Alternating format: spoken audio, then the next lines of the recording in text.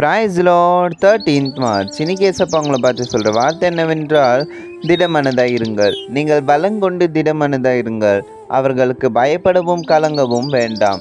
உன் தேவனாகிய கர்த்தர் தாமே உன் கூட வருகிறார். அவர் உன்னை விட்டு விலகுவதும் இல்லை, உன்னை கை விடுவதும் இல்லை என்று உபாகமம் 31:6 சொல்லப்பட்டிருக்கு. என்னதான் சூழ்நிலைகள் கஷ்டம் போல இருந்தாலும் அல்லது நீங்கள் தோல்வி போல தெரிஞ்சாலும் அவர் உங்களை கைவிட மாட்டார். தாய் தன் பிள்ளையை மறந்தாலும் அவர் நம்மளை மறக்க மாட்டாராம். அப்போ இந்த சூழ்நிலை அவருக்கு தெரியாமல் நடந்திருக்குன்னு நினைக்கிறீங்களா? கண்டிப்பாக இல்லை. எல்லாமே அவர் சித்தத்தின்படி தான் நடக்குது.